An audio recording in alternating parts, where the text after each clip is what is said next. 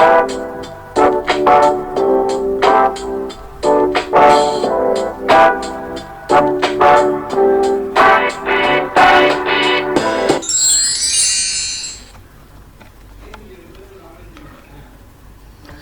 students, we are going to discuss about chapter 11 Network Examples and Protocols part 4. In this video, we are going to learn about TCP/IP models. What is TCP/IP? In the previous video, we have discussed about the OSI model. So what is OSI? Open System Interconnection Model. What is the use of OSI? It is used to describe the standard for intercommunication between the computers in the network.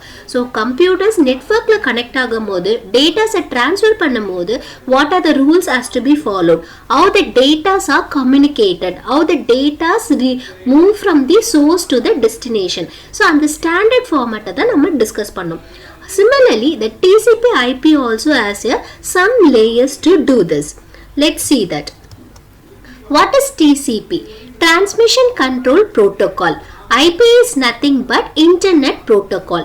It is a set of protocols which governs communication among all computers on the internet. So protocols na rules and regulation is called as a protocol. So in the TCP/IP has a set of protocols. So and the protocols எப்படி ரெண்டு computers நெட்வொர்க்ல communicate பண்ணும் அப்படின்றத govern பண்றது தான், maintain பண்றது தான் TCP/IP யோட வேலை. ஸோ ஒரு சோர்ஸ் ஹோஸ்ட் வந்து டேட்டாவை சென்ட் பண்ணும்போது சோர்ஸ் கிட்டே இருந்து அந்த டேட்டா டிராவல் ஆகி it has to reach the destination, receiver கிட்ட ரீச் ஆகணும். ஸோ அதை ரீச் பண்ற வரைக்கும் இந்த TCP/IP தான் மெயின்டைன் பண்ணும். ஸோ கேர்ஃபுல்லா அண்ட் செக்யூர்டா அந்த டேட்டாஸ் வந்து அந்த பர்டிகுலர் பர்சனை ரீச் ஆயிருக்கா, எந்த டேமேஜும் இல்லாம கரெக்டான டேட்டாஸ் ரீச் ஆயிருக்கா, ஸோ இது எல்லாமே மெயின்டைன் பண்ணி மேனேஜ் பண்றது TCP/IP. TCP protocol tells how information should be packaged, sent and received as well as how to get to its destination. So இதோட work என்ன, datas நம்மளோட datas as it is dataவா நமக்கு travel ஆகாது, segment ஆகும், then packet ஆகும். So அதுக்கப்புறம் அந்த datas எல்லாமே send பண்ணுவோம். ஸோ எங்க எந்த இடத்துக்கு ரீச் ஆகணும், யார் அதை அனுப்புறாங்க, யாரை ரீச் பண்ணணும், எப்படி அந்த டெஸ்டினேஷன் ரீச் பண்ணணும், இது எல்லாமே டிஸ்கிரைப் பண்றது TCP/IP. TCP/IP is a combination of two protocols. So it is a combination of two protocols. What are the two protocols? TCP ன்ற ஒரு protocol, IP ன்றது இன்னொரு protocol. So what is IP? IP is nothing but Internet Protocol. So நம்ம IP address ஏற்கனவே discuss பண்ணிருக்கோம், ஓகேங்களா? So IP address எதுக்கு use பண்றோம்? To identify the particular computer which is connected in the network. ஒவ்வொரு கம்ப்யூட்டருக்கும் ஸ்பெசிஃபிக்கான நமக்கு IP address இருக்கு. Okay, so typically specify the logistic of the packets that are sent out over the network. It specifies the packet which have to go, where to go and how to get there. So because of the IP address இருக்கனால so நம்மளோட datas எல்லாமே packet ஆகும்போது source ஓட IP addressம் இருக்கும், destination ஓட IP addressம் இருக்கும். So யார் அந்த data அனுப்புறாங்க அவங்களோட IP address, அந்த data எங்க ரீச் ஆகணும் receiver உடைய IP address ரெண்டுமே அந்த packetsல நமக்கு அட்டாச் இருக்கும். ஸோ இது மூலமா நமக்கு என்ன யூஸ் ஆகும்? ஸோ எங்கேருந்து இந்த டேட்டா டிராவல் ஆகுது, எங்க ரீச் பண்ண போகுது, எப்படி ரீச் பண்ண போகுது, ஸோ இது எல்லாமே மெயின்டைன் பண்றது internet protocol. Transmission Control Protocol. So it is accountable for guaranteeing the trustworthy transmission of data. It checks if any data packet is not transmitted and submit it again. So TCP ஓட work என்னன்னா guaranteeing the data. Okay, so என்ன data நம்மளோட source அனுப்புறாங்களோ, host அனுப்புறாங்களோ அந்த data as it is it reaches the receiver. எந்த changesம் இல்லாம, எந்த ஒரு modulationம் இல்லாம, எந்த dataஸும் யாராலையும் ஆக்ட் பண்ணாம கரெக்டாக அவங்க கொடுக்குற டேட்டாஸ் நம்ம ரிசீவர் கிட்ட ரீச் ஆகும். அந்த கேரண்டி தான் நம்ம TCP/IP மெயின்டைன் பண்ணோம், ஓகேங்களா? So it is a trust வர்த்தி. So எந்த டேமேஜும் இல்லாமல் அந்த டேட்டா ரீச் ஆகணும். சப்போஸ் ஏதோ ப்ராப்ளமாக இருக்குது, அந்த டேட்டா ரீச் ஆகலனாலும் மறுபடியும் அந்த டேட்டாவை ஃபுல்லாக சென்ட் பண்ணுற வரைக்கும் it just try it's work to do, ஓகேங்களா? அது ரிப்பீட்டடாக அது பண்ணிகிட்டே இருக்கும். அந்த ஒர்க் ஃபுல் என்டையர் டேட்டாவும் ரிசீவரை ரீச் ஆகணும். ஸோ அது வரைக்கும் அதோட ஒர்க் வந்து பெர்ஃபார்ம் பண்ணிகிட்டே இருக்கும். That is the Transmission Control Protocol. frequent TCP IP protocols. So என்னென்ன protocols நம்ம நிறைய யூஸ் பண்ணுவோம்? HTTP. So HTTP is nothing but hypertext transfer protocol. Normally this is the communication between the web client and web browser. நம்ம எந்த ஒரு web பேஜும் நம்ம browse பண்ணுறதா இருந்தாலும் நம்ம பார்த்துருப்போம். நம்ம அட்ரஸ் பாரில் ஃபர்ஸ்ட் அங்கே HTTP இருக்கும். அது பக்கத்தில் தான் நம்ம www. சொல்லிட்டு நம்ம என்ன வெப் பேஜ் வேணுமோ அதை நம்ம டைப் பண்ணுவோம். Okay, so just guarantees the non-secure data transmission. So நம்ம HTTP யூஸ் பண்ணும்போது it never gives the secured transmission of data. So நம்ம இன்பிட்வீன் நம்ம கொடுக்குற ரெக்வஸ்ட், நமக்கு வர ரெஸ்பான்ஸ், இது எல்லாமே தேர்ட் பர்சனால் பார்க்க முடியும். They can able to access also. There is no security when you are using a HTTP protocol. Okay, so normally நம்ம வந்து ஒரு எப்படி சொல்றது, ஒரு சென்சிட்டிவான டேட்டாஸ் நம்ம யூஸ் பண்றதா இருந்தா we are not supposed to use a HTTP protocol because it is a non-secure data transmission. So நார்மலா நம்ம பண்ற எல்லா சர்ச்சிங் ப்ரௌசிங்ஸ் எல்லாமே வந்து முன்னாடி HTTP ப்ரிசீட் ஆயிருக்கும். we have to check அது HTTPல இருக்கா இல்ல HTTPSல இருக்கான்றதை நம்ம செக் பண்ணணும். What is HTTPS? Let's see that. HTTPS is, it is used between the web client and web server, ensures the secured data transmission. So நம்ம HTTPS use பண்ணோம்னா நம்மளோட datas எல்லாமே செக்யூர்டா இருக்கும், என்கிரிப்ட் ஆகும். ஸோ யாராலையும் இன்பிட்வீன்ல யாரும் வந்து நம்மளோட டேட்டாஸை ஆக்ட் பண்ண முடியாது, ஆக்சஸ் பண்ண முடியாது. What ever datas R sent from the client. Who is the client? We are the client. Okay, our browser is the client over here. Whatever data we are sending there, whatever data we are requesting there, everything will be encrypted into some symbols. Okay, so those symbols, if they hack also, they may not get the original data. So they reaches the client and automatically that will be decrypted also. Okay, that is HTTPS oda work. So HTTPS என்றது it provides a security for your data. So நம்மளோட datas நம்ம transfer பண்ணும்போது யாராலையும் நம்மளோட டேட்டாஸை access பண்ண முடியாது. Because நம்மளுடைய original datas எல்லாமே வந்து என்கிரிப்ட் ஆயிருக்கும் with help of SSL key, that is secured socket layer. with the help of this protocol எல்லாமே நமக்கு என்கிரிப்ட் ஆயிருக்கும். வேற ஒரு சிம்பிளை ஒரிஜினல் அலோன் நான் கொடுக்குறேன்னா அந்த அலோன்ற வேர்ட் வேற விதமான சிம்பிள்ஸில் என்கிரிப்ட் ஆயிருக்கும். அந்த சிம்பிள்ஸ் தான் நம்ம கிளையண்ட்டை ரீச் பண்ணும். கிளையண்ட்டை ரீச் பண்ணும் போது மறுபடியும் அந்த symbols will be converted into the original data. அந்த ஒரிஜினல் டேட்டாவை கன்வெர்ட் ஆகுறது டீக்ரிப்ட்னு சொல்லுவாங்க. ஸோ இப்படி பண்ணுறதுனால ஹேக்கர்ஸால் நம்மளோட டேட்டாஸை ஆக்சஸ் பண்ண முடியாது. ஸோ நார்மலாக நம்ம எப்போ ஒரு சென்சிட்டிவ் டேட்டாஸ், ப்ரைவேட் டேட்டாஸ் நம்ம ஷேர் பண்ணுறதா இருந்தால் we have to use the HTTPS protocol. The next one is FTP. So FTP is nothing but this is a protocol which is responsible for sending and receiving the files. So நம்ம நெட்வொர்க்கில் இருக்கும்போது நார்மலாக நம்ம நிறைய files நம்ம send பண்ணுவோம் இல்லையா? So அந்த ஃபைல்ஸை சென்ட் பண்ணும் போது, ரிசீவ் பண்ணும் போது who will take care of all these things na FTP protocols. Then domain names and TCP/IP addresses. What is a domain name? So domain name is nothing but instead of IP address we are using a domain name. So already we have told that IP address is the unique address which is used to identify the node. ஓகேங்களா? Similarly ஒவ்வொன்றுத்துக்குமே நமக்கு பர்டிகுலரான IP address இருக்கு. But அந்த IP address வந்து it is very difficult to remember that IP address. நம்ம ஒவ்வொரு முறையும் ஒவ்வொரு வெப்சைட்டுக்குமே IP address இருக்கு.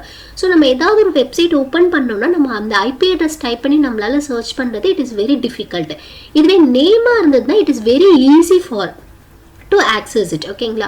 ஸோ அதனால நம்ம டொமைன் நேம் யூஸ் பண்ணுறோம். So domain name is nothing but the name we are using instead of IP address. IP அட்ரஸை mention பண்ணுறதுக்கு பதிலாக நம்ம யூஸ் பண்ணுற நேம் தான் டொமைன் நேம். ஃபார் எக்ஸாம்பிள் கூகுளோட IP அட்ரஸ் இது இருக்குது. ஒவ்வொரு முறையும் நம்ம கூகுள் வெப்சைட் ஓப்பன் பண்ணோம்னா இந்த IP அட்ரஸ் நம்மளால டைப் பண்ண முடியுமா? It's not possible at all. So நம்ம அந்த கூகுள் வெப்சைட் ஆக்சஸ் பண்ணுறதுக்கு directly we are using the domain name google.com. So this is the domain name of the website. The next one is layers of TCP/IP. So the TCP/IP is also nothing but which governs the communication between the computer and the network. Okay, so ரெண்டு computer communicate பண்றதுக்கு என்னென்ன standard follow பண்ணணும் அதை mention பண்றது தான் TCP/IP. Here also we have a layer. How we added in the OSI model 7 layers படிச்சோம் இல்லையா, like that here also we have a 4 layers of TCP. What are the 4 layers? Network access layer, which concerned with building the packets. So divide the data into the packets here. Then internet layer, it describes how packets are to be delivered. So நம்மளோட data's எப்படி particular destination reach பண்ணும், எப்படி deliver பண்ணணும், இது எல்லாமே internet layer will take responsible. Transport layer, so it ensures the proper transmission of data. So data's correct அங்க reach ஆயிருக்கா அதை check பண்றது transport layer உடைய work. Then application layer, so application network processes which allows the network applications to process it. So இது எல்லாமே வந்து நம்ம OSI மாடல்லே படிச்சிருக்கோம். Apart from this, these process includes here few protocols. என்னென்ன protocols இதை use பண்ணோம்? File transfer protocol. So இந்த ப்ரோட்டோகால்ஸில் நம்ம அப்ளிகேஷன் லேயரில் நம்ம யூஸ் பண்ணுவோம். ஸோ ஒரு ஃபைலை நம்ம ட்ரான்ஸ்ஃபர் பண்ணலாம், இல்லை ஒரு ஏதாவது வெப்சைட்டை நம்ம சர்ச் பண்ணலாம், இல்லை மெயில் பண்ணலாம். ஸோ இந்த ஒர்க் எல்லாம் comes under the application layer. Other network protocols are there. So apart from these, we have another set of protocols are there. Before that, we'll just compare the TCP/IP model and OSI model. So OSI model எத்தனை layer இருக்கு? 7 layers are there. In TCP/IP, we have only the 4 layers. But these 4 layers performs the whatever OSI model layers are performed. Okay, just similar to that. So this application layer compress the application layer, presentation layer, session layer. இந்த மூணு லேயரோட ஒர்க்கை இந்த application layer will take care of it. Then transport layer is similar to the transport layer in the OSI. Internet layer is similar to the network layer in the OSI. And network access layer compress the data link layer and physical layer. So OSI layerல இருக்க அந்த 7 layers தான் நம்ம 4 layers இங்க represent பண்றோம். Application layer, presentation layer, session layer, ஓஎஸ்ல இருக்கிறது எல்லாமே எது ரெஸ்பான்சிபிள் பண்ணும்? அப்ளிகேஷன் லேயர் எடுத்துக்கும். இந்த 3 லேயர் பண்ற ஒர்க்கை இந்த application layer is taking care of it. The transport layer, the same host to host will be done at here. Network layer take care of internet layer, and data link and physical refers the network interface layer. So the physical is nothing but we know that it is a device, some medium. Okay, so what are the other network protocols are there? So even in all the 4 layers, some protocols are there to do their performance. So HTTP, we know that FTP, Telnet, SMTP, DNS. So SMTP is nothing but simple mail transfer protocol. So mail send பண்ணும்போது SMTP will be used. DNS is nothing but domain name system. நம்ம சொன்னலையா, instead of using IP address, we can use here domain name. Then transport layer we have a TCP and UDP. Then network layer we have IP, ARP, ICMP, IGMP. And network interface layer we have Ethernet, token ring, other link layer protocols. So we are going to learn all these protocols in each layers. Okay, so in the protocols la enna pannum, enna purpose kaga இந்த protocols இந்த layerல use பண்றாங்க அத நாம discuss பண்ணலாம். HTTP, I already told you that. What is HTTP? Hypertext Transfer Protocol Secure. So S for secured. Always நம்ம secured use பண்ணோம்னா it provides a security to our data. So நம்ம என்ன டேட்டாவை நம்ம ட்ரான்ஸ்ஃபர் பண்ணுமோ அந்த டேட்டாக்கு நமக்கு more security will be provided. Normal HTTP நம்ம யூஸ் பண்ணா அந்த security நமக்கு இருக்காது. So யார் வேணாலும் நம்ம டேட்டாஸை ஆக்சஸ் பண்ண முடியும்.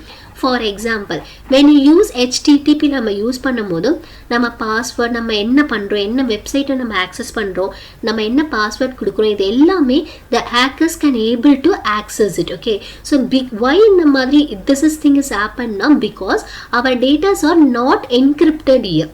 ஸோ டேட்டாஸ் எதுவுமே நமக்கு இங்கே என்கிரிப்ட் ஆகலை. டைரக்டாக தான் அது நமக்கு டிரான்ஸ்மிட் ஆகுது.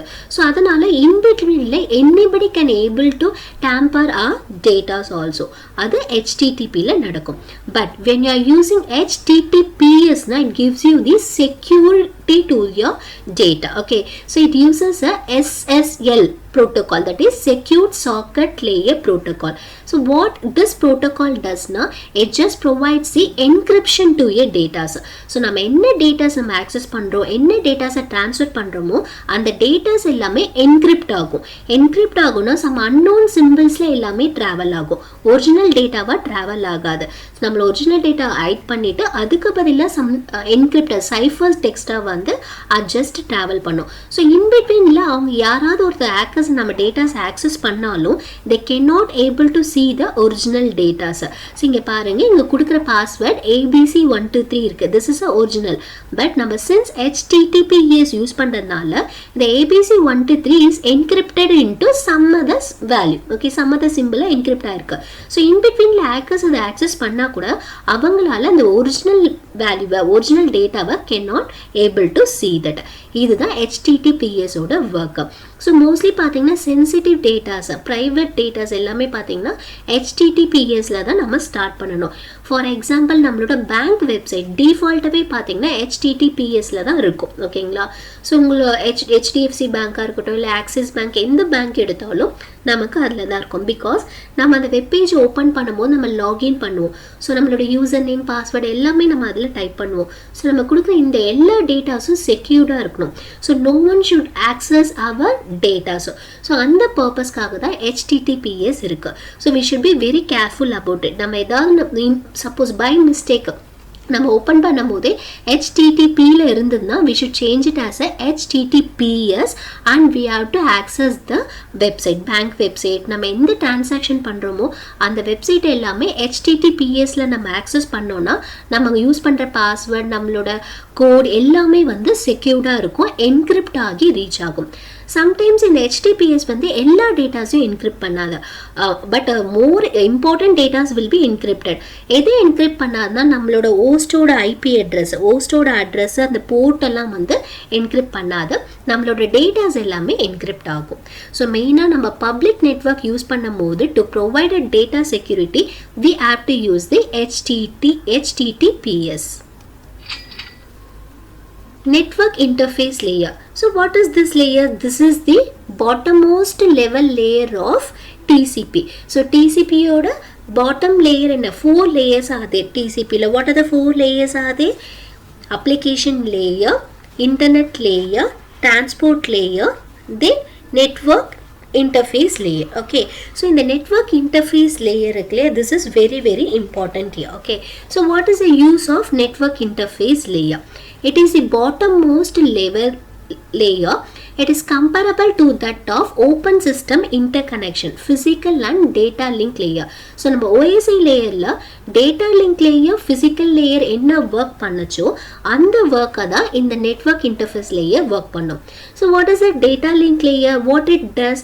So data link layer always give the preference to the hardware. Okay, network hardware devices it gives the preference. Okay, so it provides the interface through the network hardware.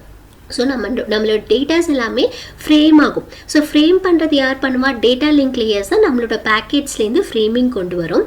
அந்த data link layers வந்து physical அட்ரஸிங்கை identify பண்ணும், physical அட்ரஸை attach பண்ணும். So நம்மளோட datas வந்து வரும்போது நம்ம network லேயர்லேருந்து நம்மளோட டேட்டாஸ் வரும்போது பேக்கெட்ஸாக இருக்கும், அதில் IP அட்ரஸ் இருக்கும். ஸோ அந்த IP அட்ரஸ்லேருந்து நம்மளோட ஃபிசிக்கல் அட்ரஸ், ஃபிசிக்கல் ஹார்ட்வேருடைய அட்ரஸ், நம்ம எத்தனை நெட்வொர்க் இன்டர்ஃபேஸ் கார்டு இந்த மாதிரி ஹார்ட்வேர், நெட்வொர்க் ஹார்ட்வேருடைய அட்ரஸை நம்ம டேட்டாஸோட அட்டாச் பண்ணி இட் ஜஸ்ட் டைவர்ட். அதுதான் டேட்டா லிங்க் லேயருடைய ஒர்க். ஓகே, ஸோ அந்த ஒர்க்கை இந்த network interface layer will take care of it. Physical is nothing but it is a hardware, it is a device. Finally it reaches our particular device over here. So it provides, it also refers the wire, everything also. Then different TCP IP protocols are being used at this layer. Ethernet, token ring for local area network, because Ethernet cable use பண்ணி தான் we are just connecting a local area network. Then protocols such as X.25 frame relay and ATM for wide area network. If it is a wide connection, we have to use these protocols here. It is assumed to be unreliable layer. So always it give you preference to the network adverse, like network interface, NIC and cables like that. So நம்ம 7 layers of OSI நம்ம என்ன படிச்சோம்? It always நம்ம centre கொடுக்கிற datas இந்த 7 layers cross பண்ணும். 7 layers cross பண்ணிட்டு நம்ம ஒவ்வொரு லேயர்ல அப்ளிகேஷன் லேயர்ல டேட்டாவா இருக்கும், பிரசன்டேஷன் லேயர்ல டேட்டா, செஷன்லயும் டேட்டாவா இருக்கும், டிரான்ஸ்போர்ட்ல வரும்போது டேட்டாஸ் ஆர் செக்மெண்டேஷனா மாறும், நெட்வொர்க்ல வரும்போது பேக்கெட்ஸா மாறும், டேட்டா லிங்க்ல வரும்போது ஃப்ரேம்ஸா இருக்கும், தென் பிசிக்கல்ல நமக்கு ரீச் ஆகும். அகைன் நம்ம ரிசீவர் கிட்ட வரும்போது அந்த பிசிக்கல் லேயர்ஸ் நம்ம கொடுத்துருக்க அந்த மீடியம் ஹார்ட்வேர் டிவைஸ் ரீச் ஆகும்போது மறுபடியும் இந்த ரிவர்ஸ் கான்செப்டே நமக்கு போகும். மறுபடியும் data link layer, network layer, transport, session, presentation, application, அதுக்கப்புறம் தான் நம்ம receiver will get A data. So இந்த ப்ராசஸில் தான் நமக்கு OSI மாடலில் நடக்கும். The same process is done in the TCP/IP layer also. இங்கே TCP/IPல டேட்டா லிங்க் லேயரோட ஒர்க்கை யார் பண்றாங்கன்னா நெட்வொர்க் இன்டர்ஃபேஸ் லேயர் பண்றாங்க. The next one is network layer. So here, we have know that what are the 4 layers of TCP? Network interface layer, network layer, transport layer and application layer. So we have studied about network interface layer. Network interface layer oda work enna? It performs the work of data link layer. Okay, so data link layer enna pannu? It attach the physical address with the data. Okay, physical address is nothing but network or hardware device ude address. Okay, and the address data would attach panni it just deliver the data to that particular hardware. Other than data link layer ude work that we have studied. The next one is network layer. So network layer ude work enna? It just divide your data into the packets. So நம்மளோட data எல்லாமே packets எடுக்கும். Then அந்த packets ஓட IP address attach பண்ணும். What is IP address? Internet protocol. Okay, so அதை attach பண்றது தான் network layer உடைய work. So இதுக்காக IP address attach ஆகும். That only determines the source IP-யும் destination ID-யும் ஒவ்வொரு datas ஓட attach ஆகும்போது so இது எந்த ரூட்ல travel ஆகணும், எந்த destination reach ஆகணும்ன்றதை identify பண்றதே இந்த network layer da. So only this network layer routes our data to the particular destination. Then adukapprama TCP transport layer and application layer. Now we'll study about the network layer. So it is a layer where data is addressed. Addressed is nothing but IP and it is a package and routed among the networks.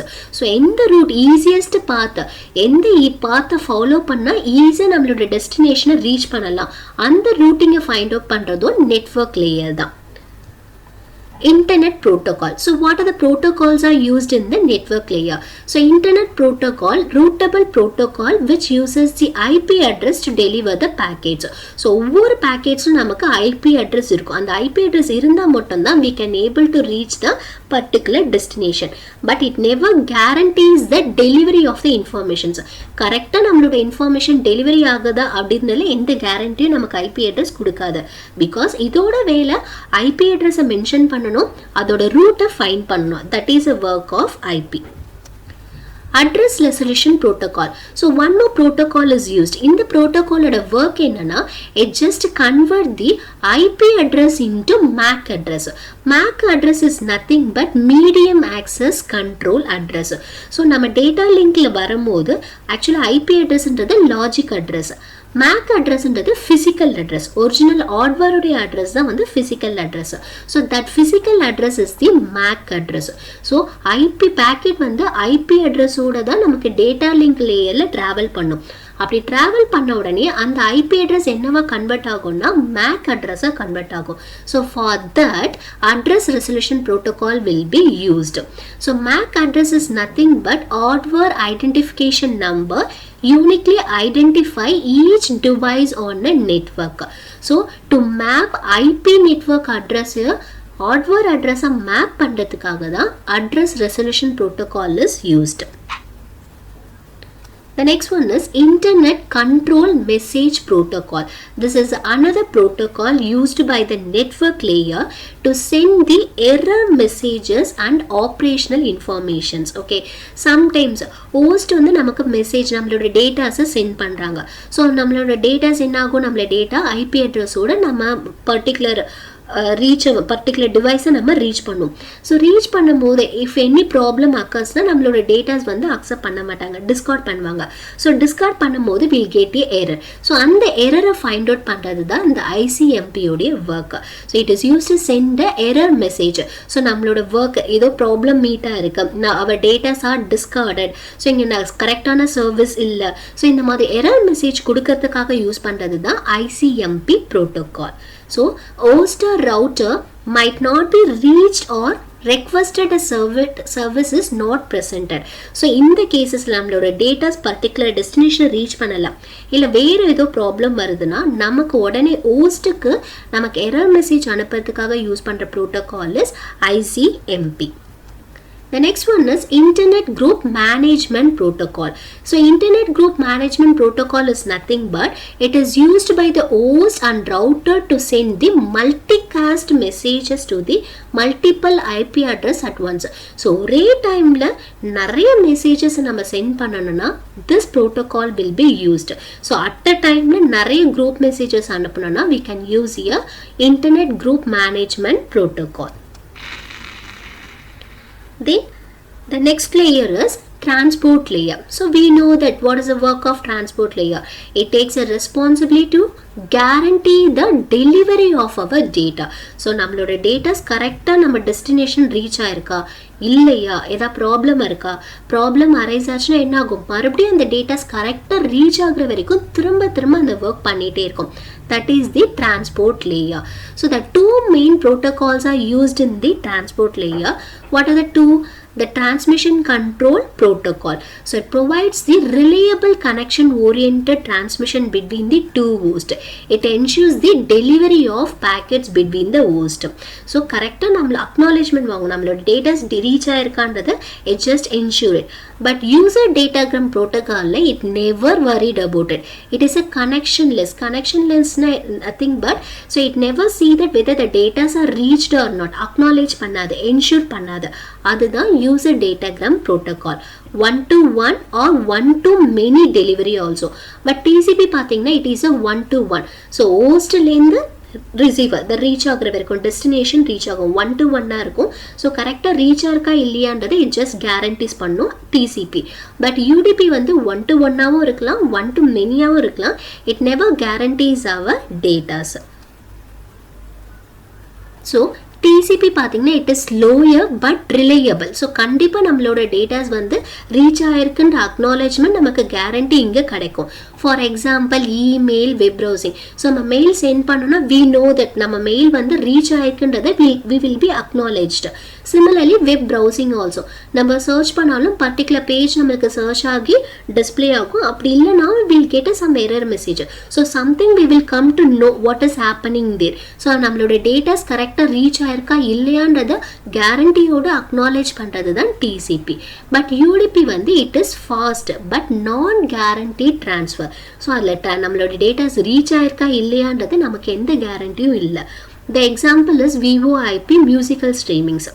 So நம்ம songs கேட்குறது அது எல்லாமே வந்து it comes under the UDP. Movie நம்ம TV பார்க்குறது, telecast பண்ணுறது, இது எல்லாமே வந்து யூடிபி தான். So it may be the unicast or multicast or broadcast also.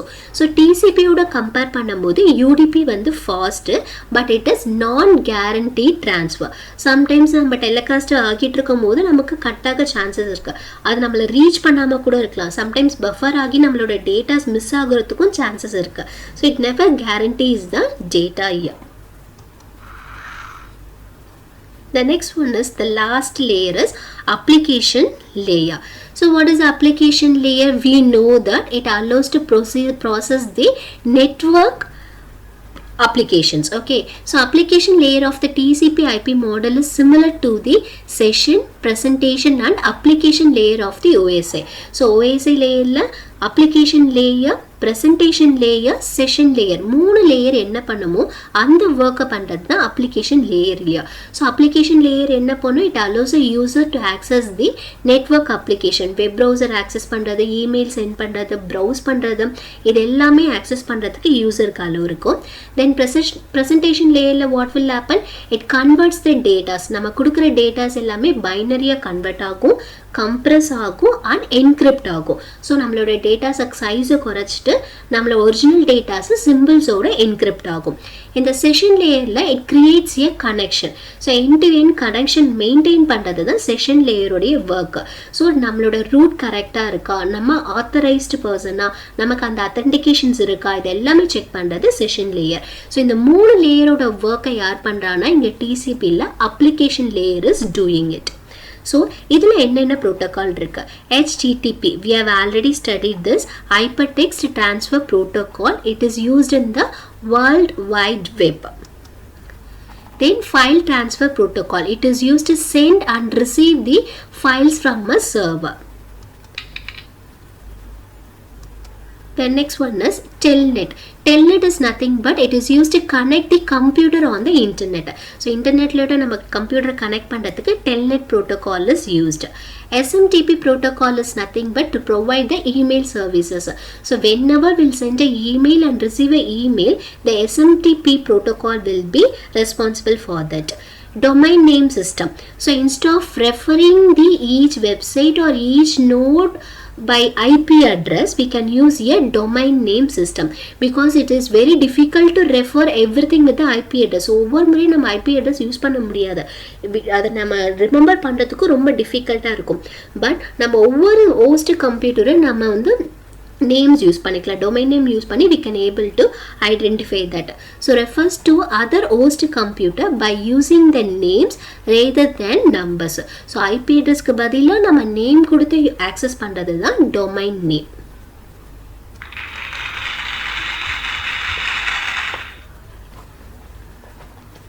Students, I hope you could have understand the concept of TCP IP layers here. With this, chapter 11 is over. Kindly watch all the videos in this chapter. Thank you.